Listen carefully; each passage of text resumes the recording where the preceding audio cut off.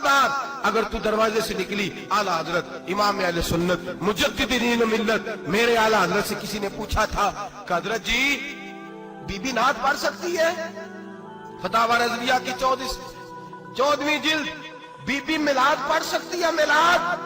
आला हजरत ने फरमाया अगर बीबी मिलाद पढ़ रही हो, नात पढ़ रही हो और उसकी आवाज गैर महरम के कानों तक जा रही हो, फरमाया उसे सवाब नहीं होगा, उसे हराम काम करने का गुनाह दिया जाएगा।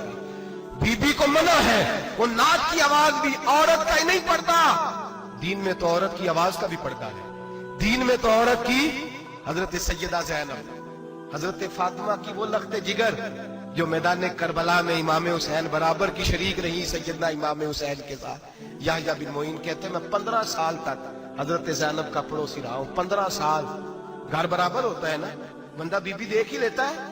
वो बीबी कभी पर्दा डाल के जा रही है दवाई लेने, कभी नजर आ ही जाती है। कहते 15 साल में सैयदा फातिमा की बेटी का पड़ोसी रहा हूं, मैंने कभी बुरके में छुपी हुई ज़ैनब भी नहीं देखी, बुरके में छुपी हुई ज़ैनब भी कभी नहीं देखी। हजरत अब्दुल्ला बिन जाफर तैयार जनाबे अली मुर्तजा के भाई थे, उनके बेटे के साथ इनका निकाह हुआ था, बीमार हो गई। तो हजरत अब्दुल्ला कहने लगे ज़ैनब चल तुझे हकीम के पास ले जाऊं, तबीब के पास ले जाऊं। तो हजरत ज़ैनब कहने लगी आप जाइए मेरा हाल बता के दवाई ले आइए।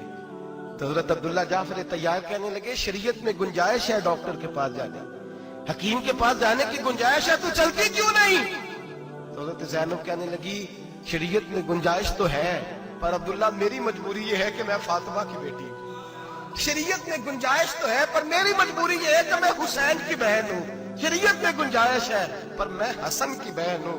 शरीयत में बड़ी गुंजाइश है पर लोग मुझे मोहम्मद अरबी की नवासी कहते हैं। गुंजाइश तो है पर मैं नहीं ना निकल सकती, इसलिए कि जितना कोई अपने आप को दीन के करीब जानता है उतना उसके पैरों में शरीयत की जंजीरें ज्यादा होती हैं। तो जनाब सैयदना अब्दुल्ला कहने लगे अगर तू पर्दा कर गई, अगर तू चली गई, तो फरमाने लगे ये तो अल्लाह की मशीयत है, तू दवाई ला दे ताकि मैं खा लूं, और अगर मैं चली गई तो मैं अपनी माँ से जाके कहूंगी कि अम्मा सारी तकलीफें मैंने छाती पे बर्दाश्त की हैं पर मैंने तेरे पर्दे पर आंच नहीं आने दी।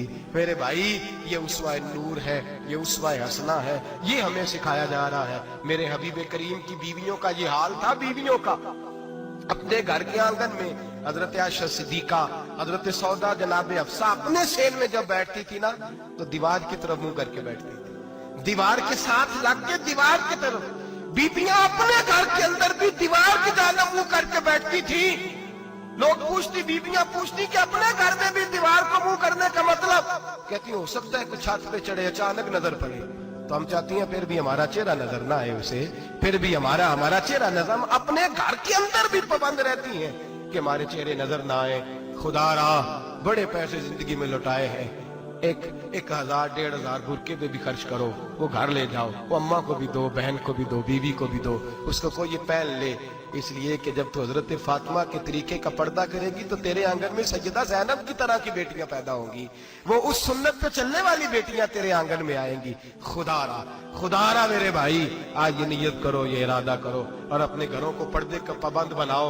अगर एक बेटी पर्दादार हो गई तो कई खानदान पर्दादार हो जाएंगे, अगर एक बेटी पर्दादार हो गई तो कई घराने संवरेंगे, कई जगह पे नूर फैलेगा। ऐ अर्श के मालिक, ऐ मेरे महबूब के खुदा, तुझे वास्ता है मेरे महबूब की बीवियों का और तुझे सदका हुजूर की शहजादियों का। ऐ अल्लाह इतना करम बरसा, इतनी रहमत बरसा कि मेरे वतन की बेटियां और मेरे वतन की माएं बहनें बच्चियां ये समझ जाएं कि हमारी निजात सिर्फ हजरत फातिमा के बुरके में है, हजरत आयशा के पर्दे में है, सैयदा खदीजतुल कुबरा के हिजाब में है। अल्लाह करे ये समझ जाए और ये जब भी सजदा करें तुझसे हयाई मांगे, ये तुझसे जब भी सजदा करें ये तुझसे अपने लिए चादर ततहीर और पर्दा तनवीर ही मांगे।